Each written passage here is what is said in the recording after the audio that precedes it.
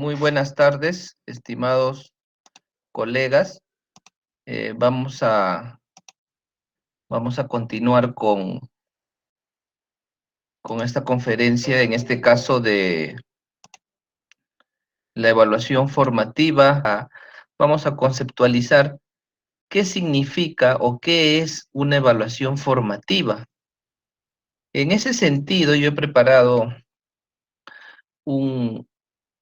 una imagen, un organizador visual para poder definir exactamente qué es una evaluación formativa.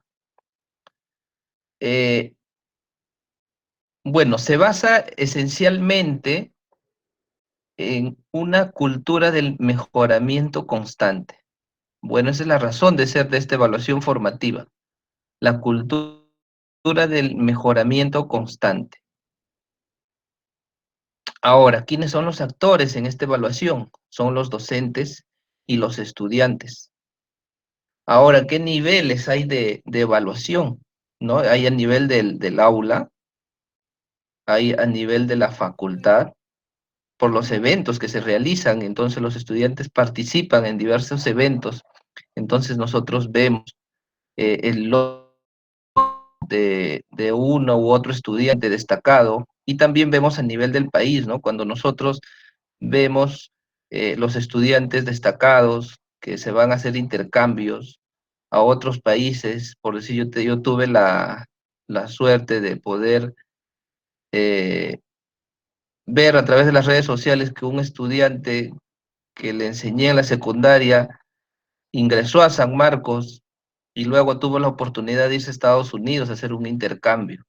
Y me pareció me sentí bastante emocionado, ¿no? Por ver. Entonces, esto viene a ser la parte de la evaluación formativa que se puede ver en varios niveles, ¿no? A nivel del aula, de una facultad y a nivel del país también. Entonces, por ahí va en función de los niveles. Ahora, ¿cómo se compone esta evaluación formativa? ¿Ya? Entonces tenemos dos momentos para visualizar esta evaluación formativa. Entonces es la parte del seguimiento del aprendizaje y el uso pedagógico de estos resultados. Entonces tengo dos momentos para poder visualizar yo la evaluación formativa. La primera es el seguimiento de aprendizaje y el otro es el uso pedagógico de estos resultados. Muy bien, ahora vamos a visualizar cómo viene a ser ese seguimiento de aprendizaje. Y lo tenemos en cuatro variantes, ¿ya? En uno en recoger la información, los recursos que ha elaborado el estudiante. Otra parte vendría a ser el registro, ¿no? Recojo tu trabajo y registro esa valoración de ese trabajo, ¿no? A través de de un comentario, de una retroalimentación. Le digo, tu trabajo está bien, pero podrías mejorarlo haciendo esto, lo otro. Eso vendría a ser un seguimiento. Y también, ¿no? Le podría decir también la valoración de acuerdo al puntaje que se ha elaborado. Esta es tu nota. Luego tenemos la parte de analizar, ¿no? La información que él te da, ¿no? El producto que ha realizado de repente, tú lo analizas, ya has visto cómo lo ha construido, qué conocimientos ha logrado para poder realizar.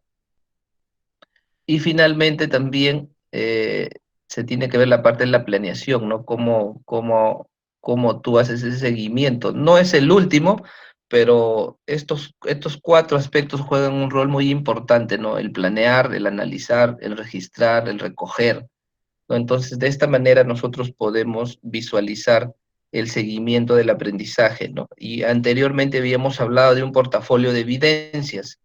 ¿Y cómo hacemos el seguimiento? Utilizamos la evaluación para hacer el seguimiento del aprendizaje en función a las evidencias que nos muestran. Ahora, ¿cómo vendría a ser el uso pedagógico de estos resultados? Ya una vez que yo tenga los resultados, entonces justamente viene esta parte de la evaluación formativa, que es reflexionar, realimentar, reorientar cómo ha realizado el trabajo el estudiante. Ahora, de repente le ha facilitado o le ha faltado, entonces tú le das, le distribuyes, le asignas recursos, ¿no? De repente le ha faltado bibliografía, entonces tú le podrías facilitar esa bibliografía para que él pueda completar el trabajo que le ha realizado. Ahora, de repente hay algunos estudiantes que tienen dificultades, entonces deberíamos crear algunas estrategias de apoyo diferenciado también, ¿no? Por eso es la parte formativa, ¿no? La evaluación es formativa porque tiene estas características. Y finalmente, valorar los resultados del estudiante, pues, ¿no? Si lo hiciste bien, lo podrías hacer mejor. Entonces, pero esa parte es bastante importante, que el maestro pueda valorar los resultados de los estudiantes, porque el estudiante se va a sentir bien cuando el docente valora el resultado que ha realizado, ¿ya? Entonces, eso alienta que el estudiante pueda continuar aprendiendo. Bueno, yo he visto en las redes sociales de muchos estudiantes que, que los profesores le valoran el resultado, ¿no? Le dice que han sacado muy buenos resultados, algunos estudiantes incluso hasta publican sus evaluaciones, incluso publican cuando el docente le ha dejado un escrito, ¿no? Que lo felicita. Entonces esa parte de valorar los resultados yo pienso que es una evaluación formativa donde tú le das un acompañamiento al estudiante, ¿ya? Entonces, por eso la evaluación formativa va mucho más allá que una evaluación sumativa, ¿no? Que solamente la evaluación sumativa sacas tu nota, lo promedias y listo, ¿no? Como que va a una parte robotizada. En cambio, la evaluación formativa va mucho más allá, ¿no? Que es del desarrollo de las competencias de los estudiantes y valorar los resultados de ellos, pues, ¿no? Entonces, en ese sentido, habría que, y eso es lo que nos va a dar como resultado al poder llevar esta evaluación que vamos a hacer a través de Chamilo, a través del Classroom, justamente se va a evidenciar esta parte de la evaluación. Yo justamente en un momento yo les voy a ver cómo se puede hacer esta parte evaluativa utilizando alguna de estas herramientas. Ya, entonces, es importante tener en cuenta estos aspectos de la evaluación formativa al momento que vamos a valorar los resultados, los productos, las evidencias que nos presenten los estudiantes al momento que vamos a desarrollar uno u otra actividad de aprendizaje al momento que ustedes van a entrar en una sesión con ellos. Entonces, esta parte sí yo lo veo bastante importante con el tema de la evaluación formativa. Y yo sé que algunos de los docentes ya han iniciado esta práctica con sus estudiantes, ¿no? Porque yo veo que algunos docentes se comunican muy bien con sus estudiantes y al momento de tener esa comunicación, hay esta parte, ¿no? De valorar los resultados, de crear estrategias, de reflexionar el aprendizaje, distribuir y asignar los recursos. Entonces, ustedes van a tener un apartado para poder planificar sus sesiones y poder asignar estos recursos para que los estudiantes lo puedan leer, lo puedan ver, lo puedan escuchar, ¿no? Tenemos que utilizar varias estrategias para que el estudiante pueda aprender, ¿no? Y en este caso tenemos la multimedia, ¿no?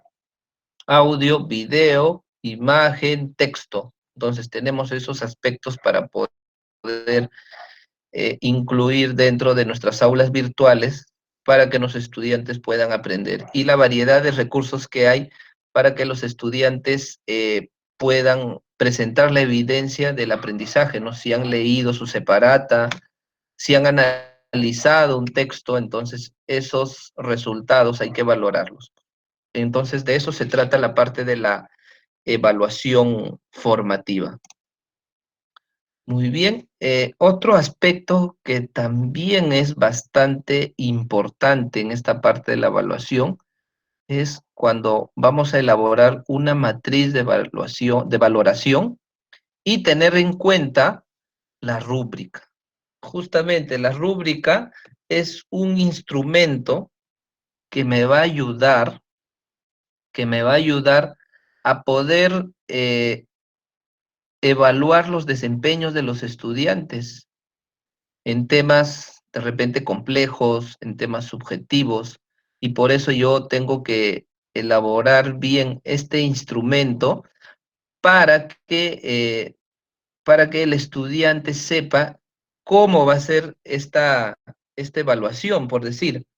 Si tú le dices que vas a evaluar un organizador visual y va a tener en cuenta un mapa conceptual, entonces tú le dirás, ¿no? Que tiene que tener una estructura. Sería el primer criterio de evaluación. El criterio de evaluación es la estructura, ¿no? Que el mapa conceptual tiene varias raíces y que esas raíces tienen conectores, tienen conexiones o tienen palabras de enlace. Entonces, eso sería la estructura principal que se te va a evaluar. Otro aspecto sería que tiene que tener la organización del texto que se tiene que entender, ¿no? Se tiene que leer al momento tiene que tener claridad al momento que yo voy a elaborar este mapa conceptual. Y bueno, y otros criterios que yo considere, ¿no? Por decir, yo puedo considerar unos aspectos de forma, ¿no? Que esté organizado, que tenga colores, bueno, en fin, ¿no? Son algunos aspectos que yo podría tener, pero cada docente es libre de poder elegir la matriz que crea conveniente para sus estudiantes, ¿no? Entonces, así podríamos hacer nuestra matriz de valoración. Luego, ¿cómo se plantean las rúbricas en función a criterios, estándares, generalmente relacionados con los objetivos del aprendizaje, con lo que yo quiero lograr o cuál es el nivel de desempeño o tareas que voy a incluir para poder realizar esta rúbrica? Entonces, eso también es bastante importante.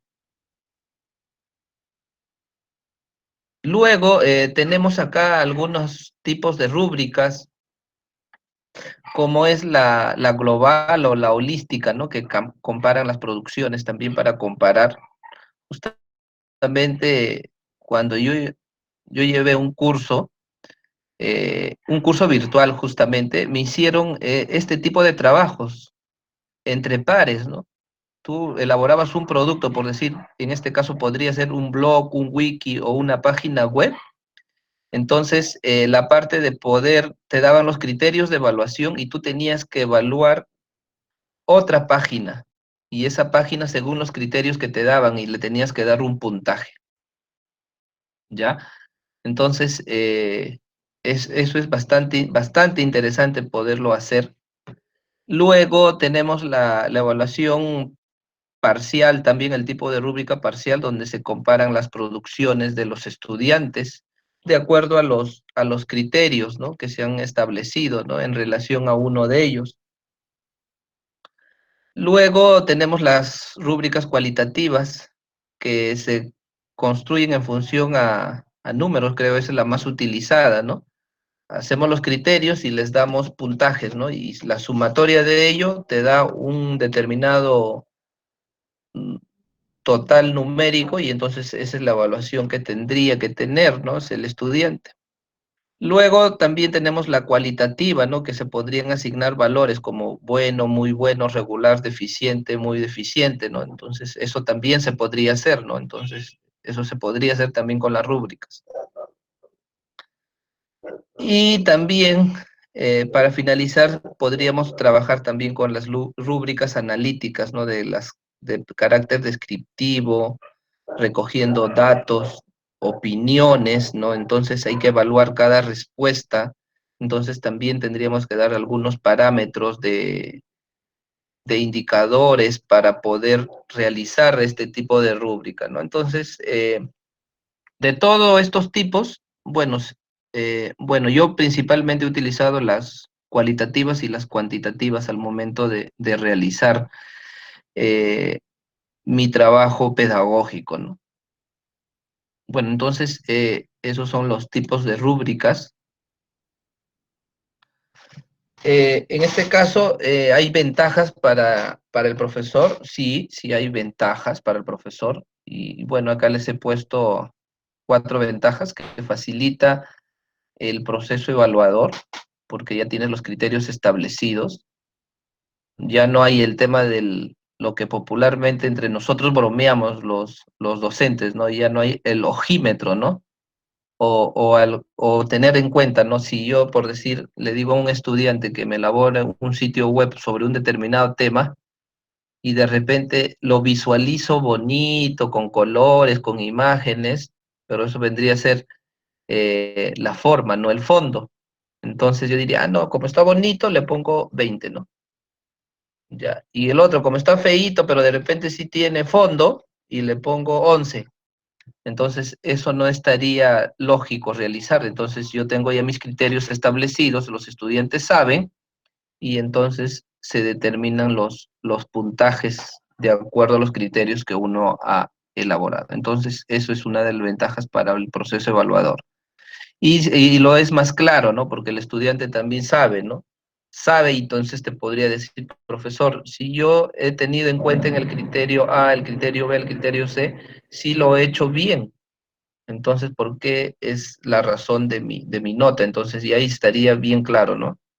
Por decir, pones un aspecto que podría ser en el proceso evaluador, los que según las normas APA, deje las referencias bibliográficas. Y si el estudiante no lo ha hecho, entonces prácticamente esa parte no sería evaluada, ¿no? Entonces estaría con un puntaje en contra.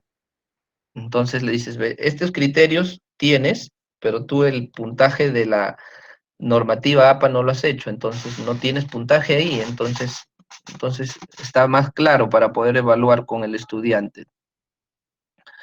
Luego permite determinar los criterios de calificación que lo acabo de explicar y ajusta una evaluación de acuerdo a lo establecido, pues, ¿no? Entonces, esos vendrían a ser las 4 ventajas para el docente, para el profesor. Ahora, ventajas para el estudiante también hay, ¿no? Una de las ventajas importantes es que el estudiante tiene en cuenta los criterios de evaluación o sabe cómo va a ser evaluado, cuáles son esos criterios. Luego, el estudiante va a saber cuán bien ha hecho su trabajo, ¿no? En función a estos criterios de evaluación. También le permite conocer esos criterios de evaluación, entonces no dice, ¿no? ¿Cómo me va a evaluar el profesor? Entonces ya tiene los criterios en el aula virtual bien establecidos en su rúbrica, ¿no? Vamos a suponer que en la unidad 1, el profesor como producto va a dejar que elaboren un organizador visual o un ensayo o un video, y entonces para, para elaborar un video o para que pueda hacer un ensayo o para que pueda hacer un organizador visual, ya tú tienes que poner la rúbrica, cómo va a ser evaluado en función a ese producto que el estudiante te va a dar a conocer, o la evidencia de aprendizaje que él va a presentar, ¿ya? Y también debemos tener en cuenta que los trabajos están de acuerdo a lo establecido desde un inicio, desde cuando ustedes planificaron su sílabo, entonces ya el trabajo está ahí. Cuando ya tú organizas las unidades, ya están colgadas los trabajos, perdón, ya están colgadas las separatas, las diapositivas, los criterios de evaluación y qué productos van a realizar durante esa unidad de aprendizaje. Por eso son las reglas bien claras desde el inicio, ¿ya? Y teniendo en cuenta qué criterios de evaluación y teniendo en cuenta sus rúbricas. Luego les permite reflexionar sobre el trabajo realizado. Eso es, diría yo, un aspecto bastante importante de cómo reflexionar al trabajo realizado. Porque no es un trabajo frío, ¿no? Tú das un examen, entonces das el examen, lo resuelves y ya tienes el resultado. Yo diría que eso es un trabajo frío. En cambio, cuando es evaluado por rúbricas, te señala cada aspecto en qué lo hiciste bien y qué lo hiciste mal. Entonces, cuando le llega el reporte por el trabajo por rúbricas, te llega, te llega parte por parte y te dice qué hiciste y qué no hiciste. Entonces el estudiante tiene que reflexionar sobre eso. Uy, ¿verdad? Me saqué 15. ¿Por qué? No tuve en cuenta para poner la normativa APA de acuerdo a la última edición. Entonces no estuvo organizado mi trabajo, entonces el profesor me ha calificado mal y bueno, y lo tiene que aceptar el estudiante. Bueno, entonces, bueno, eso sería mi participación en esta parte de la evaluación formativa.